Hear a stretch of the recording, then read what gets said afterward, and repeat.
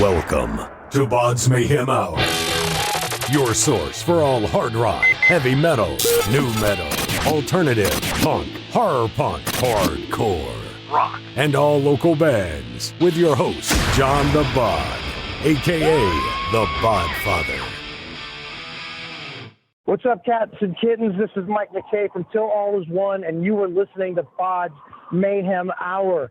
Come get some. Yeah! The views and opinions of the guests do not necessarily reflect the views and opinions of BODS Mayhem Radio Network, its staff, affiliates, or sponsors. Parental discretion is advised. Welcome to BODS Mayhem Radio Network. Hey everybody, welcome to BODS Mayhem Hour. I am your host, John the Bod, a.k.a. the Bodfather. As always, I'm bringing you guys and gals awesome interviews. Today, it's an honor and a privilege to have drummer Marco Morselli and vocalist McKay of Til All Is One. Til All Is One hail from Southern California and will be releasing their debut album, Vindicta, and they have released their lyric video for their single Rev, Once Like Blood, and Unwound. This album will be out July 26th, and we're going to be talking to these gentlemen about this, and this is pretty cool. This is their debut album, so this is what they've been working hard up to get this out. So, gentlemen, how's it going? Thanks for having us, man. How's everybody? This is Marco. What's up, guys? Mike. Yeah, we're excited to be here. Excited to talk about the record. So let's jump right into this, fellas. How long did it take to get this album together? When did you guys start working to push toward making this debut album? How long did it take? Actually, this album has been a long time coming because we've been working on this album for a couple of years with our friend and producer Francesco Artusato, who's a guitar player for the band Light the Torch. When he approached us as wanting to work with us, we start right away to work in full production mode with him. But then, unfortunately, we had to put on hold due to our great bass player and friend Karthik, who had some health issues, and we had to put it on hold until he was, well and good to go again.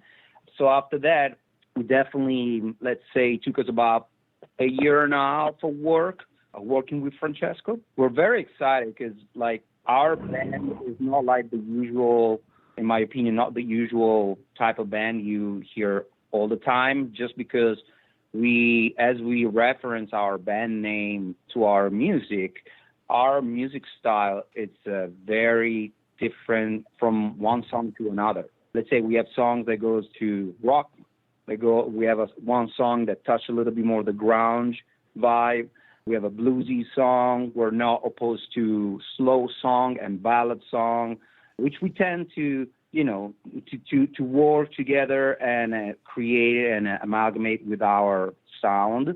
And so that's about it. Yep. Yeah, it's an eclectic mixture of music.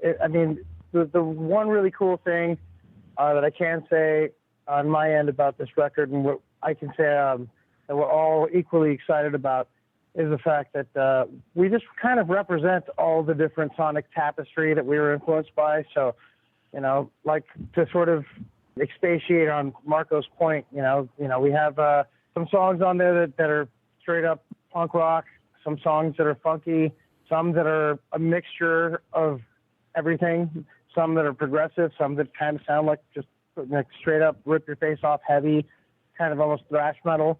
We just grew up collectively listening to a disparate amount of genres of music, and I think the fact that we're able to at least agree and meet in the middle and create music that sort of cohesively makes all of that work, I think that's what's really electric and exciting about this record, man, and I really think the public's going to love it. How's it been working with Seek and Strike Publicity, old George? How's it been working with that guy? Well, right now they're still in the process of helping us promote the record and kind of help us build a high enough profile with this album to get enough eyes and ears tuned into what we're doing. So we're thankful for their help.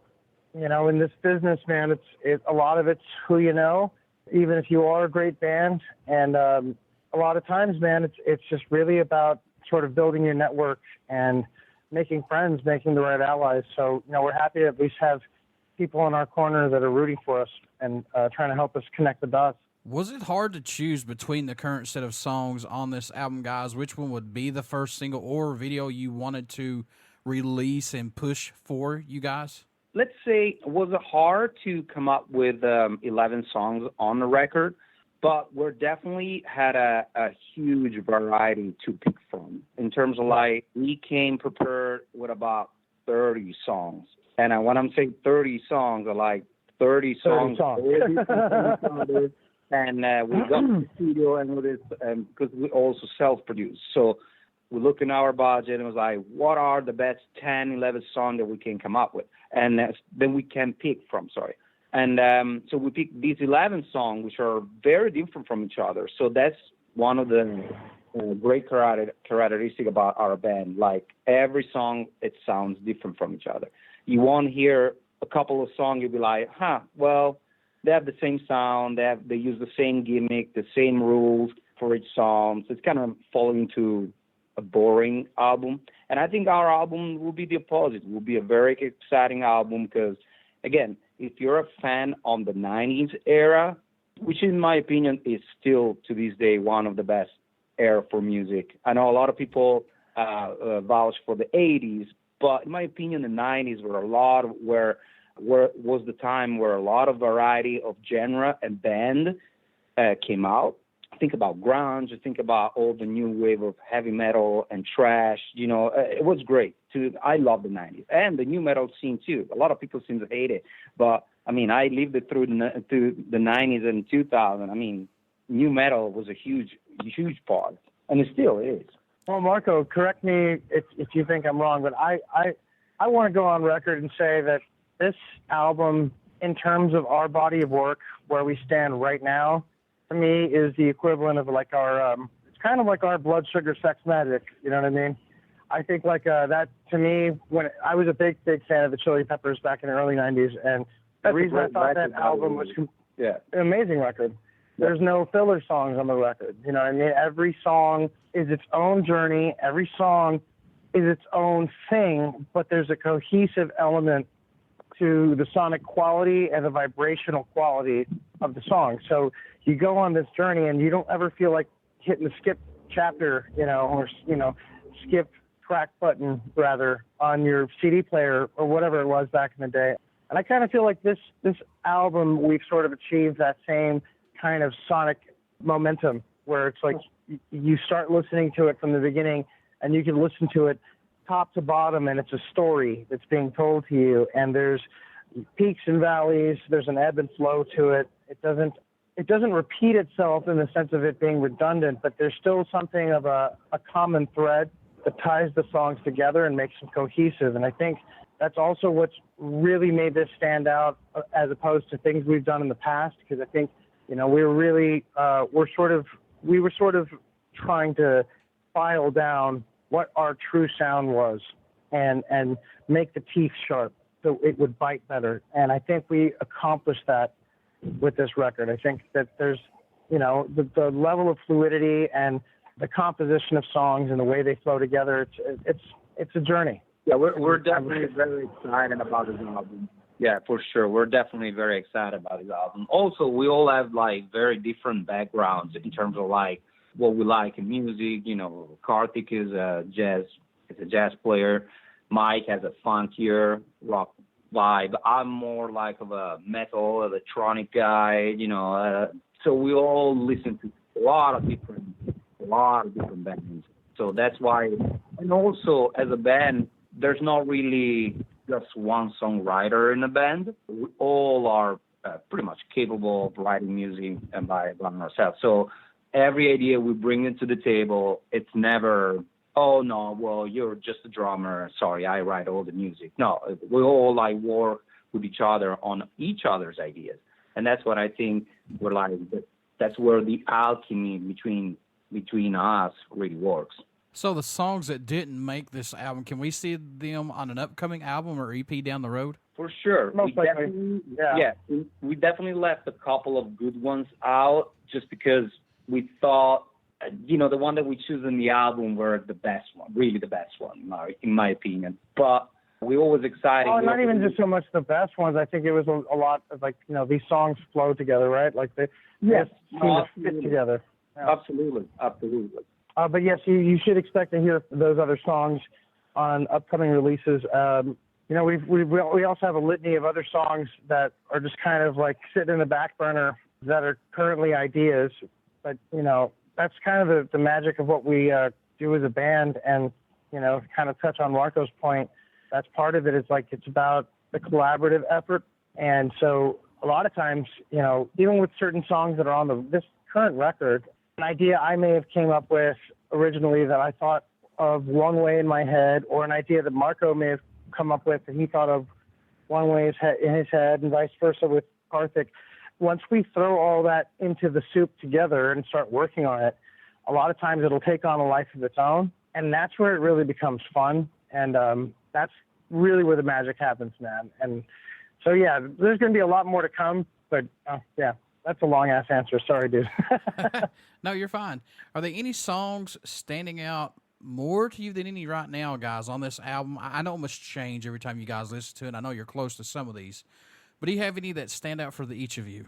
If I have to pick, let's say, my top 3, I will definitely name, Once Like Blood, obviously, as we choose it as the first single and first video, which, by the way, we invite everybody to subscribe, like, and, share our YouTube channel, because it's very important. We are by ourselves, and we try to work our way up, it's a long way to the top if you want to play rock and roll. So, but here, Once Like Blood, for sure, it's in my top 3. I want to say No Consolation. Favorite song. And I could actually say the one I hate. I'm a huge ballad fan. So for me, like songs like Guns N' Roses' November Rain, or all those 80s ballads, I'm all for it. And it works. I love the vibe. I love it. It's a very November Rain kind of-ish song. So those are my top 3. My top 3, I would say Once Like Blood, No Consolation for sure. So those two are the same. And then I have it's a tough race for me between Rev and Fat Boy Treats. Because I really love both those songs. Mind of Treachery is a good one too. But you said 3, motherfucker. Jesus, I can't. I could say all these. I love all of them. Yeah. They're all my top 3. Yes. Well, Mind of Treachery though is a really cool song. That's the only song we've ever written in drop A minor. So we play it on 7-string guitars and stuff, and it's definitely a banger. It's way more on the metal, kind of like a power groove metal sort of tip. It's slightly reminiscent of later Pantera type stuff, which, if you listen to the record, man, you'll see that a lot of the grooves and stuff that we have come up with, you hear that sort of reminiscence of that kind of southern metal / almost hip hop kind of groove, certain parts, which allows me to have that extra space as a vocalist to sort of improvise and do different shit to sort of fill in the gaps. And it's a lot of fun, man, because you can take it from that, something that's got that thing that'll make an audience want to bounce, and move from that into something that'll just create a massive, maniacal circle pit. And that's always fun, man. The official music video for Once Like Blood was directed and edited by Piero F. Gianti. I hope I said that correctly. How is it working with him on this, guys? Oh, it's my boy. Yeah, no, Piero. Yeah. Shit, how long we've known? I met Piero a good 9 years ago. I think he's been acquainted with the full band for at least the last 5 years. So he and I were pre-existing friends before the band. Dude's just got such a great eye. He just really understands also how to internalize the vibrational quality of a song and take that and put visuals behind it. So that was greatly appreciated. Plus, he's just an overall good dude, man. Like he's very passionate about what he does, and he really did a great job for us. And he's an amazing photographer too. He did all the photos too. Yeah. So big shout out to Pierre, because he's definitely a long time friend to all of us. Now, we talked about this gentleman at the beginning of the interview, Francesco Artiso, guitarist of Light the Torch, of course. He produced the album. How was work with him on this? Did he push you guys, and did he get something out of you guys that somebody else may have not have got out of you all, possibly? Working with Francesco was definitely challenging because it's a great musician, first of all. And second, we definitely hear, when he hears something in his ear, it has to sound like in his head. And sometimes, like, it's hard because, like, we're very, I don't know how to describe it. It's definitely challenging for sure. But it was a good moment for us to grow up in studio and learn a lot of tricks. Francesco has a lot of tricks in his lip. And the way he made our sound, the way that he was able to capture our sound. And even if the songs in the album are very different, they're all cohesive in the way he actually produced the whole album, produced the music. It was definitely, to me, it was like a great experience in studio. I know for me, initially walking in and having to play guitar in front of somebody that I personally perceived as such a guitar god, it was very intimidating at first, but that quickly faded once I realized how laid back and easygoing he is. And he just has a gentle soul. The dude is just like, he's a stellar guy. And I learned so much by playing on this record and having him produce it. And, there was a lot of suggestions he made where it was like things I didn't see maybe when I originally, started writing certain parts. And it was cool to have his very intricate and very insightful perspective on things.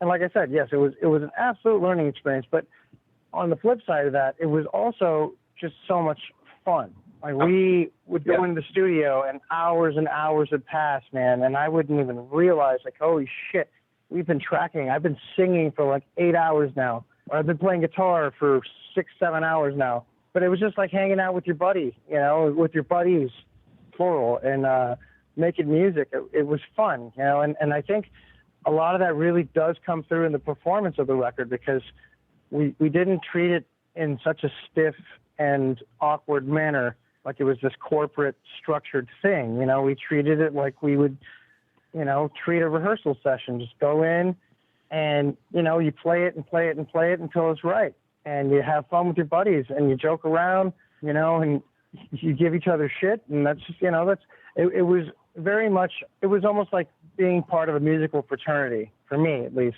I only speak for myself on that, but that's kind of what it felt like. It was like being part of something bigger than myself, but that was also just so much fun, and it never felt like a drudgery to go record. And definitely working with him, he was able to bring the best of us musically from each one of us. It was great for him, like, to analyze our playing, analyze what we were doing, if that part was flowing with the rest of the song, and definitely we learned a lot on that side. So it's gonna be, I'm looking forward to the newer, to the newer songs and music we're gonna make, and I'm definitely very excited, and I'm very excited about releasing this album too, because it's our debut full length, and we can wait to go out and hit the road as well. Fabio Spinelli did the artwork for the album. What's caught your eyes about his artwork to say, hey, let's get this guy to do artwork for us? We've been collaborating with a lot of, first of all, I was born and raised in Italy, in my hometown. It's Bologna. It's northern Italy. A lot of artists in that town, and it's a very university city, so there's a lot of going on. Art is a huge thing, and I have so many friends that do graphic design, video, and I reached out to this old friend of mine, and because I saw a couple of his work on Instagram, which his name is Fabio Spinelli. His Instagram is at XSPINOX @Spinox. So that's his address on Instagram. But he's a great guy, and he has a very, very peculiar visual in his work. So it was great working with him. It was very quick to deliver something, to me, mind-blowing, because it's definitely a good art. What do you hope everyone takes away from this debut album, or message you hope they hear while listening to it, or just any of Til All Is One's music in general? What do you hope when they hear your guys' music? Consciousness. Consciousness is the absolute number one goal, and unification, though, of just not just styles, but when it comes to people learning to work together instead of fight against each other, because it's an exercise in futility if we continue to squabble over nonsense and sort of take our eyes off the prize when it comes to the real important issues in life. And I think the main goal with this band is to unite people and to bring people back to square, man, when it comes to actually taking care of each other and not be looking at the world in this really pretentious and keeping up with the Joneses type of way. That absolutely does us a complete disservice. And we're living in a time now of this sort of faction, which is like a hamster wheel of consumerism and fear-mongering. And, as long as consumerism and fear-mongering work in this sort of yin and yang whirlpool, we're going to continue to spend money on things that we can't afford, do things that are completely outside of our bounds, and treat each other like shit, So I think a lot of this really is based more on the idea of trying to bring people back into a place where we're all sort of working to the same avail. And that's hence why, we mishmash so many different styles sonically, and why we use so many different, modes of topic when it comes to the music that we create, and, allow ourselves to be vulnerable when it comes to the emotional content of our music. So, yeah, that's been the goal from square one: consciousness and integration. Do you guys still see this band musically growing from where it started, or just has it been more of a personal growth for all of you guys involved?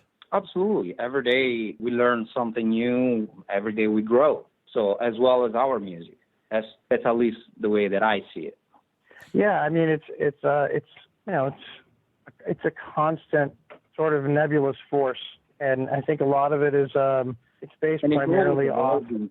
Well, it's based a lot off of our growth and experiences, people as individuals, and then, if you put all those experiences together with a trio of people, then you have a multitude of different perspectives and experiences. So a lot of it is just, the more we experience, the more we do, the more there will be depth and quality and experience that's reflected in our music. That's just kind of the way of it, We definitely don't limit ourselves when it comes to what sonic avenues we want to explore. So that's never going to be a thing really where it's like, oh, we can't go down that, we can't go down that path, man. That's too risky. Like, we don't really care.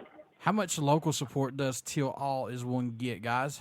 Well, at the moment, we have been on a bit of a hiatus, so that's kind of, that in and of itself is a little bit of a loaded question, because when we have actually been actively playing out and touring, we've got a good clique of followers in the Los Angeles area, and we've also made friends with people and made followers and fans out of people up and down the West Coast, so both in the Pacific Northwest and in parts of the Southwest.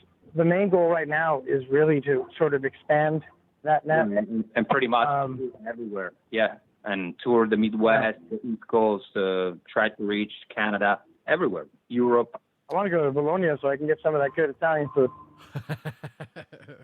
It's really good.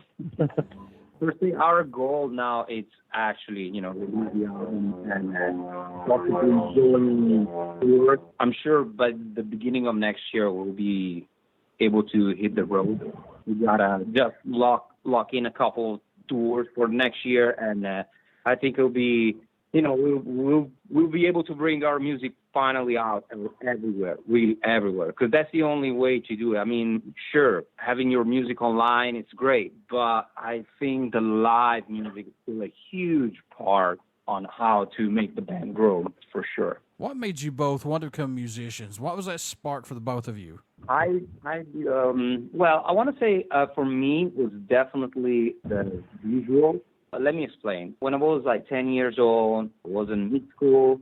I saw this kid wearing jeans vest with Iron Maiden Live After Death patch in the back. And I thought, wow, that's the coolest thing I've ever seen. Didn't know who Iron Maiden was, didn't know anything about heavy metal. I grew up with a lot of like influence from my dad. My dad is not a musician by all means, but he's a music lover. All his life, always like tried to play music for me. I grew up with a lot of Pink Floyd, a lot of Bruce Springsteen, Dire Straits, all the good old stuff. And for me, when I remember going to the mall and I saw that little postcard in the double cassette live after that. And I thought, wow, I remember that design. So I bought the double cassette, with a little money that your parents give you at the end of the week. I remember it was $10. So I remember putting it in my Walkman, and that it blew my mind. It blew my mind, and I went out the week after, live after that, I sat watching to my neighbor because my folks didn't have a VHR back in the day. So I had to go to my neighbor who was sitting there on the couch watching, and I got mesmerized by Maiden. At the end of that VHS, in my head, I thought, that's what I want to do. That's what I want to do. I want to be a musician. I want to do that.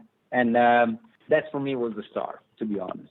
For me, man, it was the freedom that rock and roll and ultimately punk rock brought into my life. I was raised in a very strict religious household, and so for a couple of years I was kind of like a closet punk rock metalhead.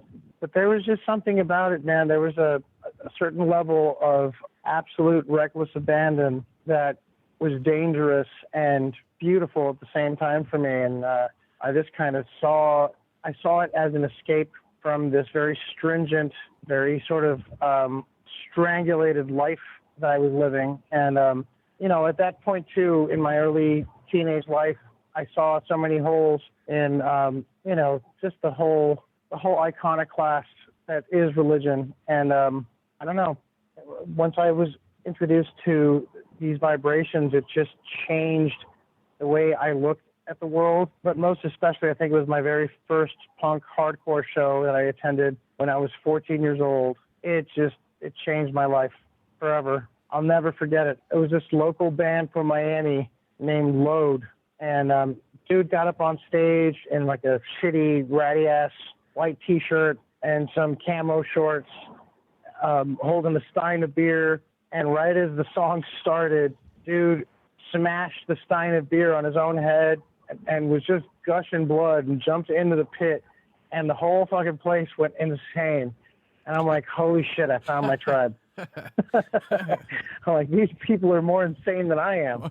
This is perfect. But then, over the years, it just became more, the deeper and deeper I dug, the more I just really became so appreciative of the freedom of playing music and having that expressivity to literally put your soul out there and to be emotionally completely naked in front of an audience, but be completely in control at the same time, and there's a strength to that.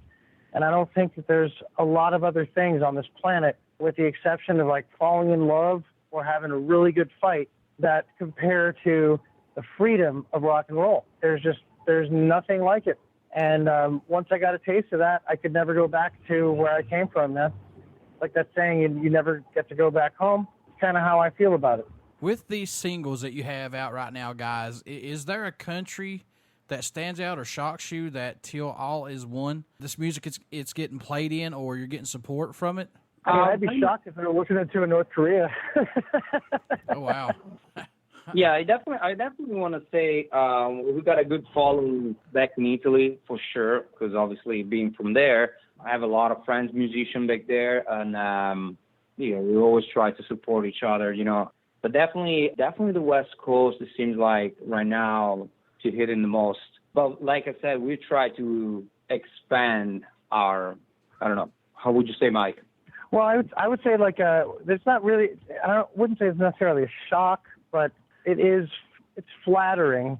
At least on my end, I could say it's flattering that there's definitely places in Eastern Europe that we've been able to get a bit of a foothold in, the Czech Republic in particular, as well as other parts of Europe.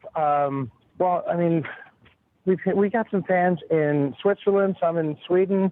So it's not like necessarily a shock, because I know, those countries tend to really dig metal music and just heavier stuff, man. I think a lot of that's based off of the the culture and the climate.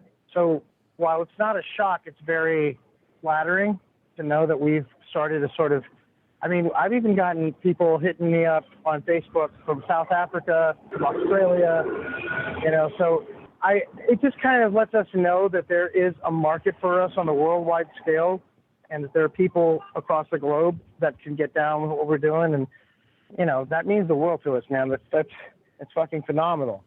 It really is. It's great. And I personally, I can't be more thankful, you know.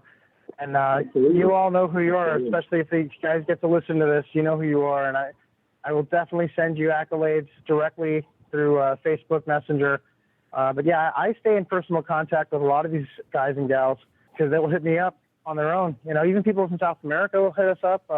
So, yeah, man, like, you know, the reach is out there, and the hunger for passionate music that's not just aggressive but also melodic and well put together in terms of composition, man. There's a hunger for that. And I don't think there's any mystery as to why bands like Slipknot or Lamb of God are still selling millions of records in a climate where most people could barely sell 100,000. You know what I mean? Mm-hmm. There is an absolute hunger and passion for hard rock and heavy metal music. And even though we don't necessarily categorize ourselves as just that, we definitely fall within the confines of that to a degree, because we are a heavy band, we are aggressive, our attitude is very punk rock, our stage presence is very metal, you know, so it makes sense. But yeah, man, I mean, it's really cool to see the reactions we've gotten from people from different parts of the globe. Folks, you want to get out and check out Til All Is One's singles right now, Rev, Once Like Blood, and Unwound. Get out and check this out. Also, pick up their new debut album, Vindicta, which will be released July 26th. You want to get out and check all this out and pick it up. Guys, how can folks stay in touch with you all? Buy some merchandise, tour dates when you go on tour, this new debut album, things like that. How can they do that? Right now, we have a link on our Instagram, and it's go directly through DistroKid. And DistroKid, basically, that's where all our album is available to pre-order right now. So through DistroKid, you can actually choose to pre-order your album on Amazon, iTunes, Apple Music, and Google Play, Deezer, and I think that's it for now. So basically, there's a link and automatically puts you on a pre-order list. Now, with the pre-order album, basically you will get a special edition T-shirt. So it's a limited edition T-shirt that we're printing it out right now. So we're very excited. Right now, we're very excited. A lot of merch is going to come out with a new logo, new graphic as well.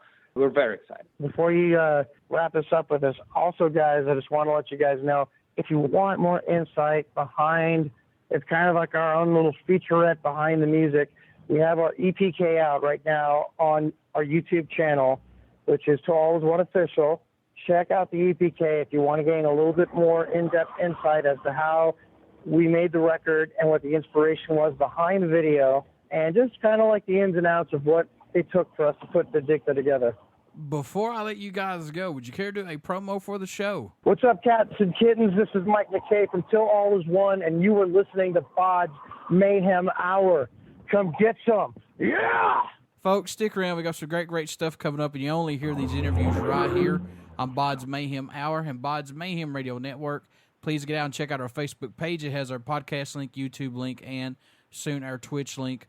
Also, get out and check out Til All Is One. Get out and check out their new singles, Rev, Once Like Blood, and Unwound, and pick up their debut album, Vindicta. That's coming out on July 26th. Guys, I wish you all the best of luck from here on out. Thank you very much. Thank you so much, brother.